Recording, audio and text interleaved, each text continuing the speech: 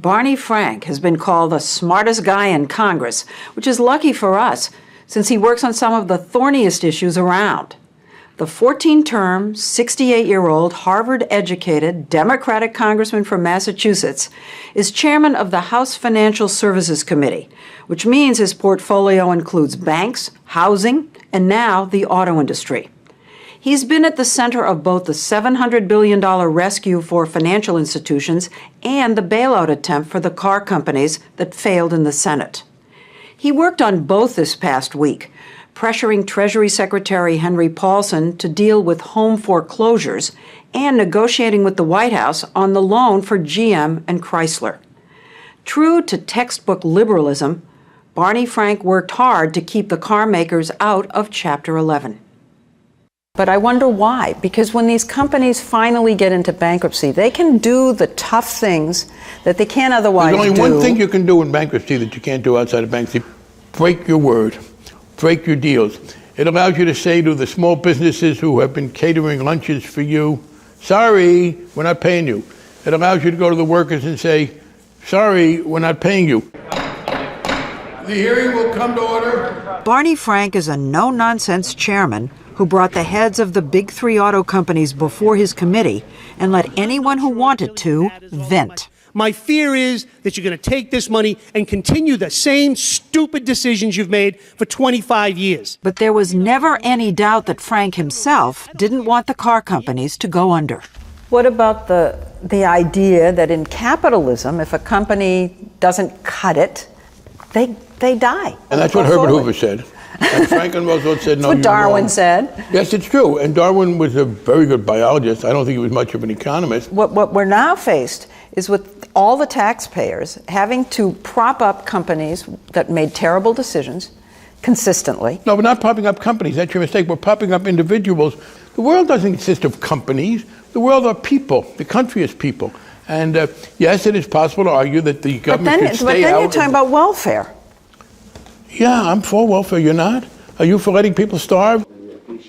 At a meeting on Tuesday, Frank listened to mayors of towns hit hard by car factory layoffs. You know, there's a theory out there that you, the congressman, had this public spanking of these guys in order to cover yourselves. That's the kind of argument that people who do not have any idea what they're talking about like to make.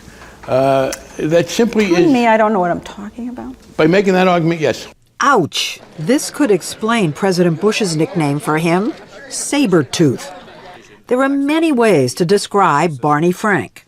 I wanted to read you a sampling of descriptions of you. They kind of come in couplets. We have impatient and antisocial, sharp-tongued and downright mean. I'm antisocial, there's no question about it. I think that I love this job, but the biggest problem is there are thousands of people in Washington who earn their living by trying to waste my time. They repeat themselves, they ask you stupid questions. Well, Congressman Frank. We're in a real rush, so let's get started. And he can be sharp-tongued, a master of the put-down and a master of the dress-down. Regular order! Regular order! I ask the gentleman be seated. When we sat down, I escaped neither put-down. Television is apparently the enemy of nuance. But nuance is essential for a thoughtful discussion. Nor dress down. Let me start with that second despicable comment you just made. And I am surprised at you that you would do something like that. Thwack! It's no wonder that when Sabertooth, the liberal, took over the committee that oversees banking, Wall Street shuddered. But 2 years later, even the most hardened Republicans give him good reviews. I'm very proud of the fact I think we've shown with the last 2 years, and we will show going forward, that you can be a liberal Democrat and cooperate in creating the kind of climate that's good for business as well as for everybody else. You're pro-business? Oh, absolutely. Listen to what the financial community says. Here's Henry Paulson on Barney Frank. He's a market-savvy pragmatist who looks for areas of agreement because he wants to get things done.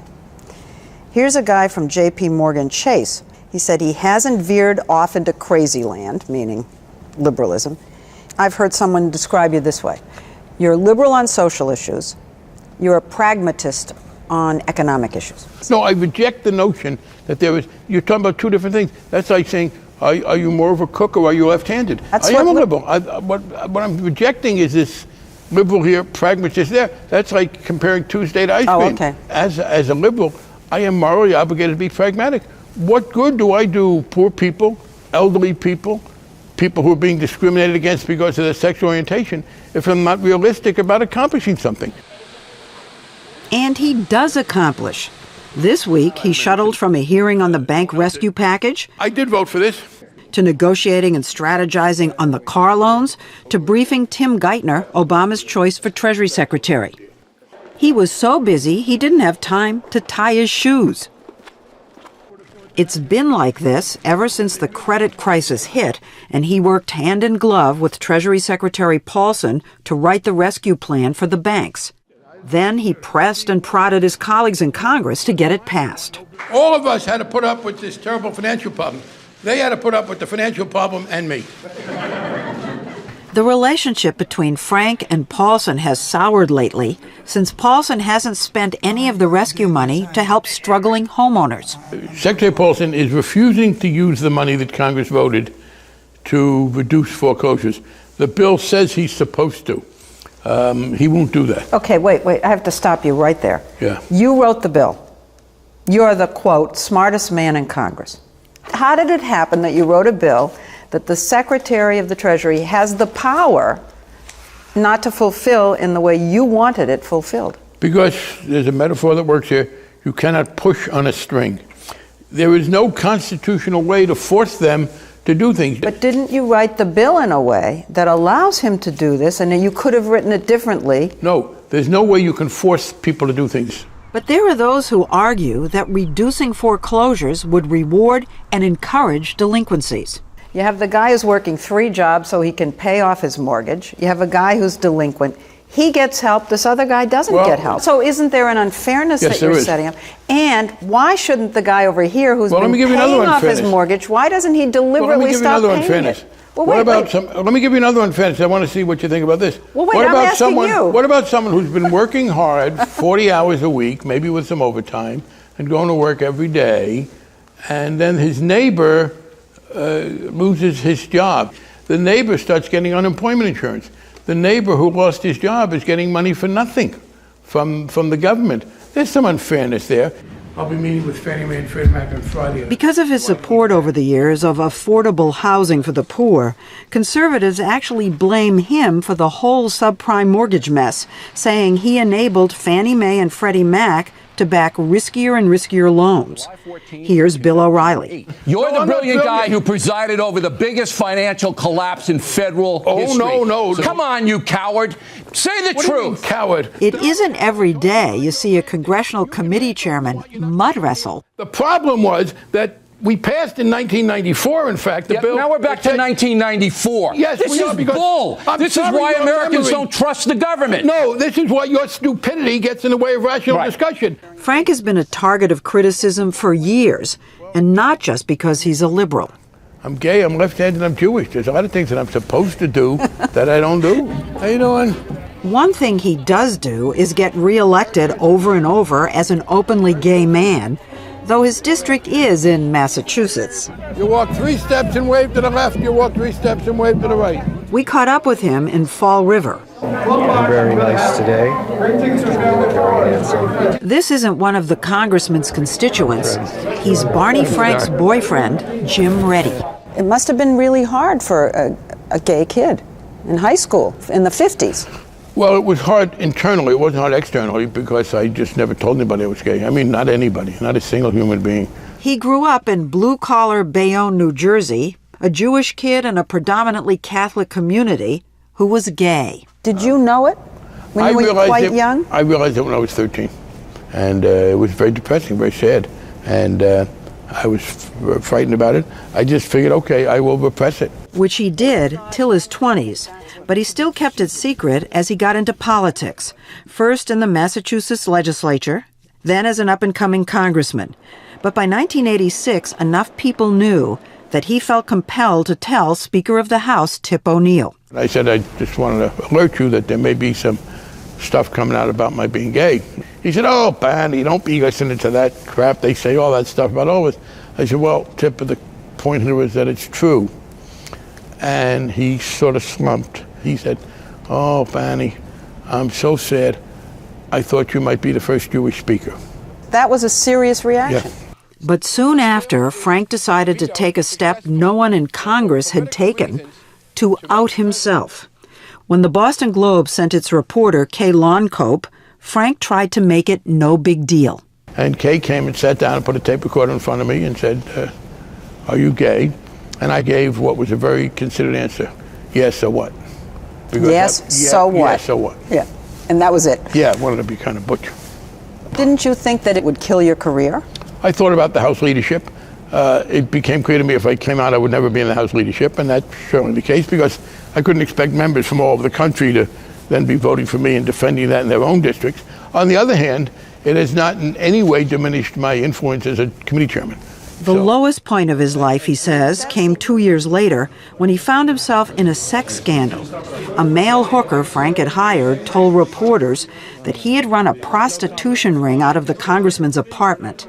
An investigation concluded that Frank didn't know anything about it, but he was reprimanded and went to the floor of the House to apologize. There was, in my life, a central element of dishonesty. And then he went back to work. This man, who composes letters by dictaphone, not email, and doesn't use a computer, delved into the intricacies of modern banking, becoming the authority on all things Wall Street. Where are you putting your money? Well, actually, I can say, because it's a matter of public record, Massachusetts municipal bonds.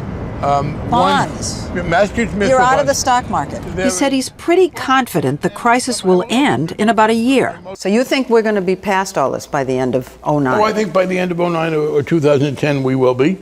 Part of the problem right now, he says, is that Secretary Paulson gave the rescue money to banks, but he's not leaning on them to lend it. So in other words, the Treasury Department is not going to hold their feet to the fire Absolutely. to lend this money. Not only right, they're not only not going to hold their feet to the fire, they are telling them that the fire's out. So what are you really saying about Paulson? I am very disappointed in this. At first I thought he was focused too much on the financial community's tender feelings. Now I think he's focusing almost exclusively on them. True to form, he's an equal opportunity curmudgeon, also criticizing Barack Obama for not being assertive enough on the credit crisis. Part of the problem now is that this presidential transition has come at the very worst possible time. We saw it coming. I don't know if there was any way to avoid it. Senator Obama has said we only have one president at a time. Well, that overstates the number of presidents we have at this time. We don't appear to have any. But we do have Barney Frank. We wondered what he thinks of the job he's done. The problem in politics is this: you don't get any credit for disaster averted. Going to the voters and saying, boy, things really suck, but you know what? If it wasn't for me, they would suck worse. That is not a platform on which anybody has ever gotten elected in the history of the world.